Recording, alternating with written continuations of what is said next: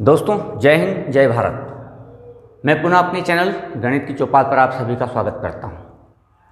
आज हम कक्षा 10वीं में विषय गणित ज्यामिति निर्देशांक में विभाजन सूत्र के सहायता से सवालों को हल करना सीखेंगे। विभाजन सूत्र कैसे आया उसकी चर्चा इसके पहले वाले वीडियो में मैं कर चुका हूं। आप मेरे चैनल को सब्सक्राइब कर लीजिए, इसलिए आपको मेरे पुराने सारे वीडियोस मिल जाएंगे। तो आइए हम शुरुआत करते हैं प्रश्नावली 7.2 के पहले सवाल से कि विभाजन सूत्र का प्रयोग कैसे होता है। सवाल यह है, उस बिंदु के निर्देशांक ज्ञात करो जो बिंदु ऋण 1/7 और 4 ऋण 3 को मिलाने वाले रेखाखंड को 2:3 में विभाजित करता है। तो बिंदु P जिसके निर्देशांक x y है, यह a और b को 2:3 में विभाजित करता है। तो हम यहाँ लिख लेंगे, माना बिंदु P जिसके निर्देशांक x y हैं, a और b को मिलाने वाले रेखाखंड को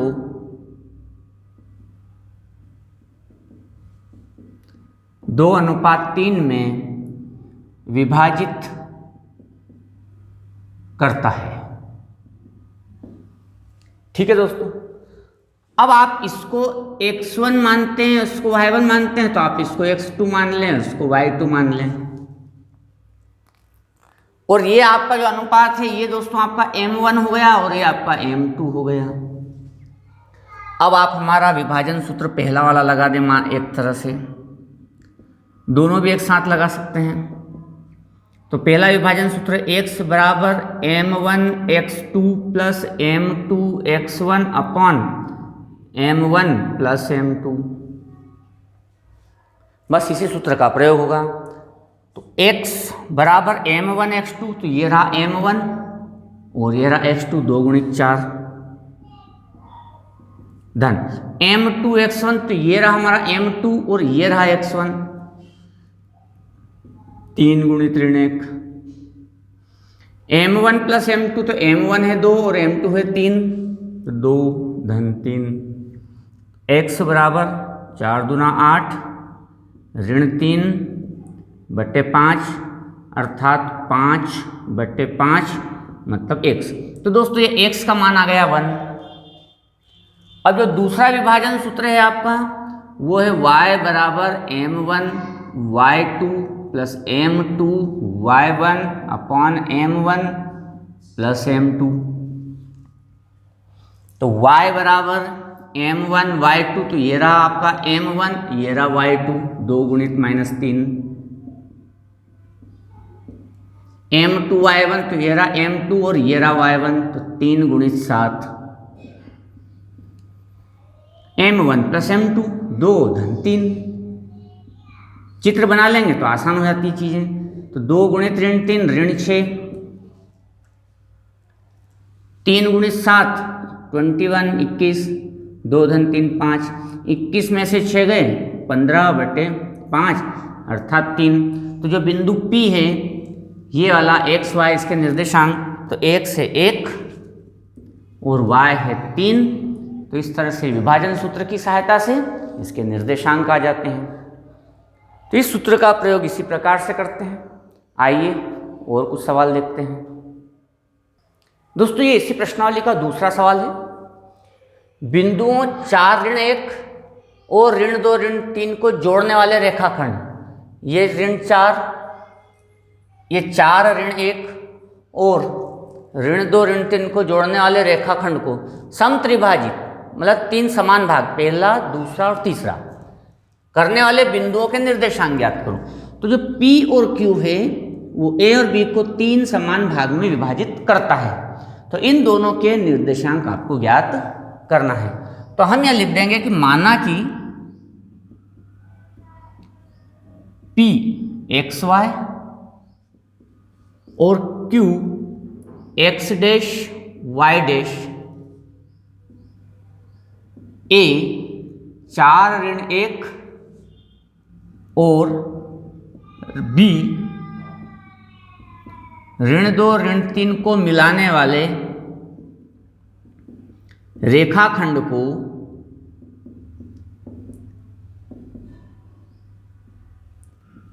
समत्रिभाजित करता है। ठीक है, अब हम लेंगे बिंदु P। बिंदु P AB को 1:2 भाग में विभाजित करता है।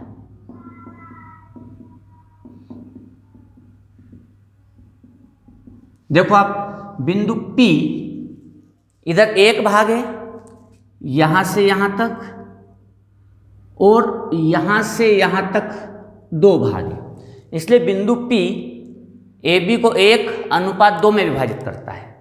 तो बिंदु P के लिए हम हल करेंगे। तो बिंदु P के लिए विभाजन सूत्र, तो बिंदु P के लिए विभाजन सूत्र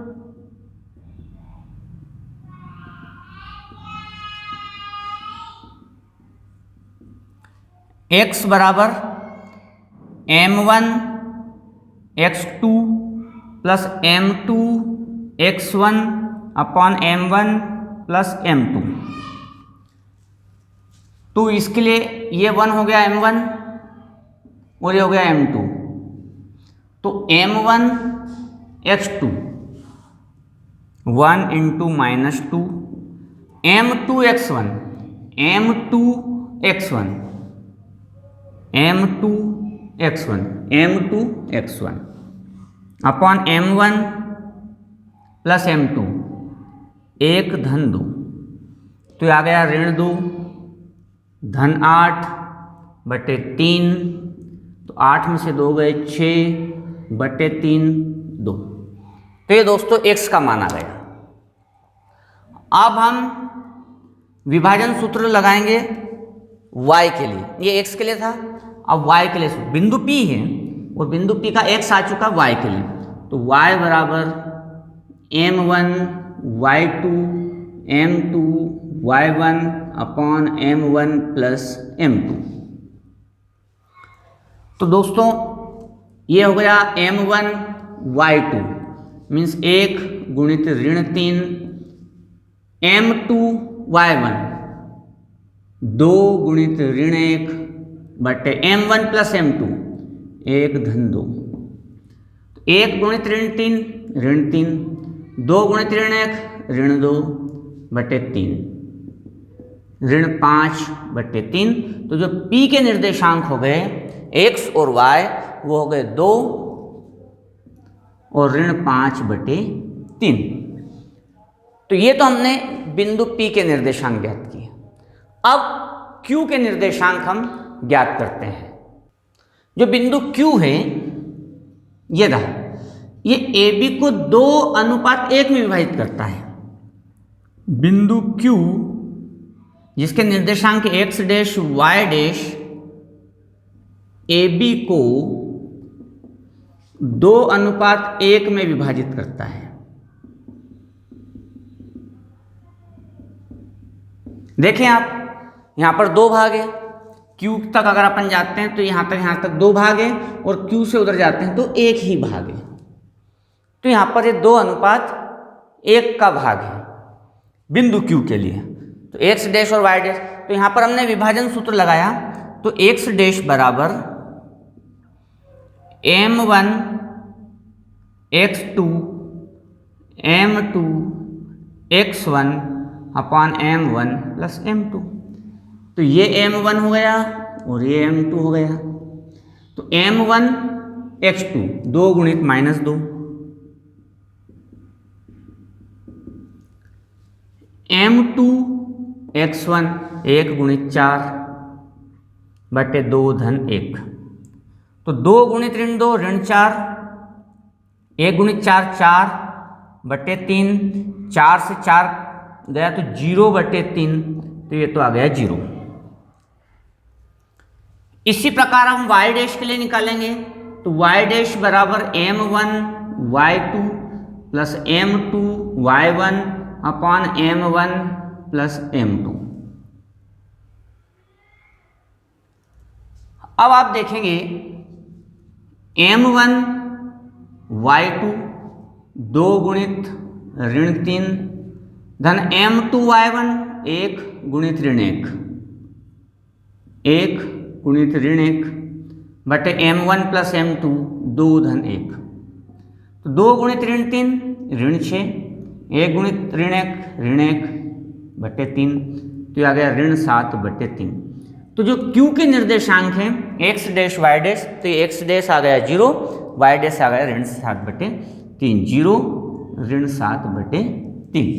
तो इस प्रकार से अगर कोई बिंदु किसी रेखाखंड को समत्रिभाजित ये अगर 4 भाग करें तो ऐसे ही चलना है, P में 1 भाग आ जाएगा तो उधर 3 भाग आ जाएंगे, तो 1:3। इस प्रकार से आप इनको हल कर सकते हैं, कितने भी भाग हों। आप इसको थोड़ा अच्छे समझ लेंगे तो कर सकते हैं। कुछ अलग तरह के सवालों को देखते हैं दोस्तों। हमारा प्रश्न नंबर 4, बिंदुओं ऋण 3 10 और 6 ऋण 8 को जोड़ने वाले रेखाखंड, इन दोनों बिंदुओं को जोड़ने वाले रेखाखंड को बिंदु ऋण 1 6 किस अनुपात में विभाजित करता है। तो ये बिंदु जो ऋण 1 6 है इस रेखाखंड को किस अनुपात में विभाजित करता है, अनुपात पूछा गया है। तो हमने मान लिया कि ये जो बिंदु P है ऋण 1 6, A और B को जोड़ने वाले रेखाखंड को M1 अनुपात M2 अनुपात में विभाजित करता है। हमने मान लिया कि इन दोनों बिंदुओं को मिलाने वाले रेखाखंड को ये जो बिंदु है P ये M1 अनुपात M2 में विभाजित करता है। हमने अनुपात को M1 M2 मान लिया। अब हम M1 M2 को निकालना चाहते हैं तो हमने लगाया विभाजन सूत्र। तो विभाजन सूत्र जो है हमारा वह x बराबर m1 x2 plus m2 x1 बटे m1 प्लस m2। x हमें दिया हुआ है, जो बिंदु विभाजित करता है वो x और y होता है, तो ये x है और ये y है। तो x हो गया मेरा ऋण 1 बराबर m1 x2, तो m1 x2 m1 गुणित 6 m2 x1, तो m2 गुणित ऋण 3 बटे m1 प्लस m2, क्योंकि m1 m2 तो m1 m2 ही है। इसको इधर लाया, ऋण x से इसका गुणा किया, तो ऋण x से गुणा करने पर हो जाएगा ऋण m1 ऋण m2 बराबर उधर हो जाएगा 6m1 माइनस 3m2। अब m1 को एक तरफ कर देते हैं और m2 को एक तरफ कर देते हैं। तो m1 को मैं इधर लाया तो माइनस का हो जाएगा, उधर 3m2 पहले से ही था और माइनस m2 उधर गया तो प्लस का हो गया। तो ये हो गया ऋण 7m1 और ये हो गया ऋण 2m2। अब m1 m2 को एक तरफ और अचर पदों को एक तरफ और चर पदों को एक तरफ, तो m1 m2 को इधर ले आए तो इधर ऋण 2 बच गया था और ऋण 7 को उधर पहुंचा दिया, ऋण से ऋण कट गया। तो दोस्तों ये हो गया m1 अनुपात m2 बराबर 2:7। तो इस प्रकार से इनका अनुपात आ जाता है। तो ये सवाल भी सरल है और सवालों को देखते हैं दोस्तों। इसी प्रश्नावली का 5वां सवाल, वह अनुपात ज्ञात कीजिए। अनुपात ज्ञात करना है जिसमें बिंदुओं A, ये रहा A 1 ऋण 5 और 4 ऋण 5 को मिलाने वाला रेखाखंड x अक्ष से विभाजित होता है। तो x अक्ष से विभाजित होता है यहाँ पर, इस विभाजन बिंदु के निर्देशांक भी ज्ञात करो। तो दोस्तों जो बिंदु P है यहाँ पर हमारा रेखाखंड x अक्ष से विभाजित होता है, तो उसके निर्देशांक होंगे x और 0। यहाँ x और y नहीं होगा क्योंकि बिंदु P x अक्ष पर है, इसलिए x अक्ष पर x के निर्देशांक तो x होंगे, लेकिन x अक्ष पर y 0 होता है। तो जहाँ पर यह रेखाखंड x अक्ष से विभाजित होता है वहाँ पर P के निर्देशांक होंगे x और 0। तो हम लिख देंगे कि AB रेखाखंड x अक्ष पर जहाँ विभाजित होता है वो बिंदु P, उसके निर्देशांक x0 है और ये P हमारे रेखाखंड ए बी को m/m2 में विभाजित करता है। ठीक है, अब हमारा जो विभाजन सूत्र है, हमें ये निकालना है सबसे पहले अनुपात। तो हमारा जो विभाजन सूत्र है वो x बराबर m1 x2 plus m2 x1 बटे m1 प्लस m2, ये हो गया। अब ये रहा m1, तो ये हो जाएगा x2, और x हमारा 0 है, x हमारा x है। तो दोस्तों हम एक काम करते हैं, यहाँ पर ये भी अज्ञात राशि हो जाएगी और m1 m2 भी अज्ञात राशि हो जाएगी, इसलिए हम विभाजन सूत्र y वाला ले लेते हैं। तो y बराबर m1 y2 m2 y1। ऐसा करने से हमें एक ज्ञात राशि y की मिल जाएगी। तो y बराबर हमने सूत्र लिया ताकि हमें y 0 मिल जाएगा। तो y हमारा यहाँ पर 0 है, तो ये 0 हो गया। m1 y2, तो m1 y2 plus m2 y1, m2 y1 बटे m1 plus m2। m1 m2 का इधर गुणा क्या, कैंची गुणा, तो ये तो हो गया 0, ये हो गया ऋण 5m1 और ये हो गया 5m2। ऋण 5 को इधर पहुंचाया तो 5m1 बराबर 5m2। अचर और चर को एक तरफ किया तो m2 इधर आ जाएगा, तो m1 अपान m2 बराबर 5 बटे 5, ये कट गया। तो m1 अनुपात m2 बराबर 1:1, अर्थात m1 भी 1 हो गया और m2 भी 1 हो गया। अब आपके अनुपात आ गए हैं, तो आप x का निर्देशांक आसानी से निकाल सकते हैं, क्योंकि अब अनुपात भी है और निर्देशांक भी। विभाजन सूत्र लगाइए और आसानी से अब आप x बिंदु P के निर्देशांक निकाल सकते हैं। इसमें एक निर्देशांक तो y0 ही है, खाली आपको x वाला फार्मूला लगा करके इसके निर्देशांक निकाल लें। इसी प्रकार इस प्रश्नावली के बाकी सवालों के लिए हम पुनः कल मिलेंगे। तब तक के लिए जय हिंद, जय भारत।